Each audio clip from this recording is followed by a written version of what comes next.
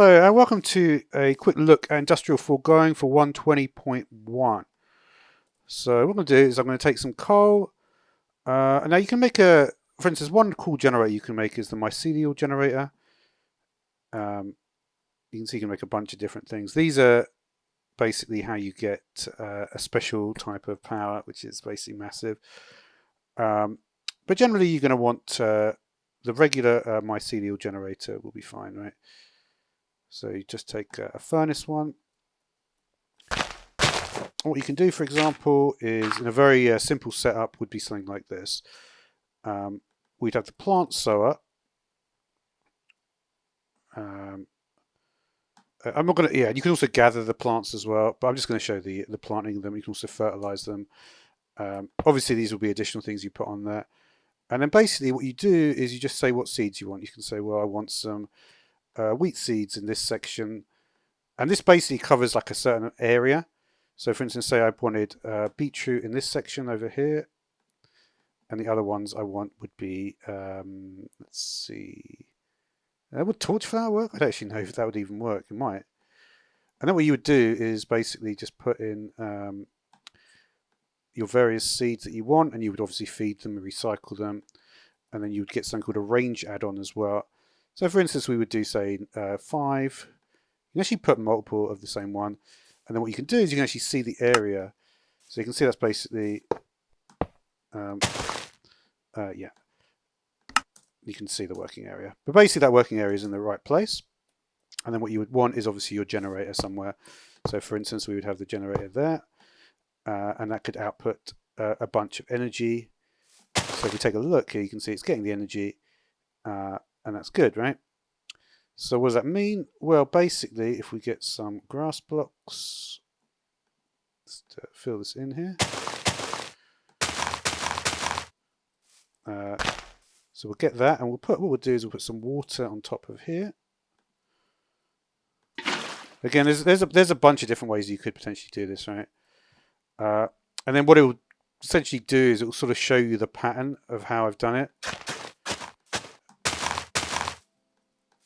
It basically looks at the whole size of it, and you have to imagine that box of 9 squares is basically. So you can see we're going to get different plants on this side and on the other side. So you can sort of see what's happening, right? Basically got like some seeds here on the left, the regular ones, the beetroot in the middle, and the torchflower on the right. So it's very useful to have something like that.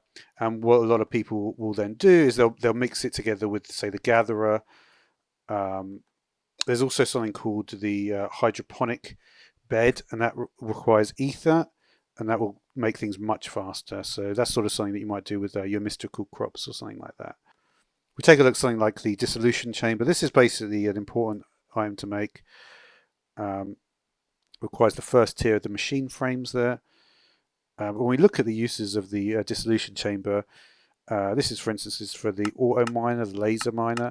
With the laser drills, you can see the laser drill, I'm powering it with a nether star mycelial. The target is always the same, right? So basically the target is this. And because I've got a bunch of different ones, so basically you choose the laser lens. If you look at the laser lens here, it'll basically, depending on which lens you go for, you can get different. So for instance, if I wanted to get a certain ore like diamond, I would get the light blue laser lens. I would look at the weight, right? Make sure, so this would be any biomes, that's fine. So I do light blue, and then I would change the depth here to the appropriate depth, right? So just different things you can do, and this is basically a good way to generate ores from the ground. So we can see the infinity items. We've got infinity drill, hammer, launcher. So they're pretty good, actually. The good thing about, actually, it does drop the blocks. That can be a problem, to be honest, if you're getting the blocks dropped. But you can see it does a pretty serious amount of,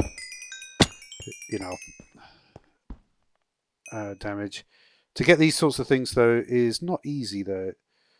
So if we look at the drill, for instance, you can sort of see, let's have a look at the basic drill would require the dissolution chamber, pink slime, so you need to go through that whole process with the mob slaughter factory. This is basically where you have the spawner and you'll collect the slime. It's a whole process that is you can set up.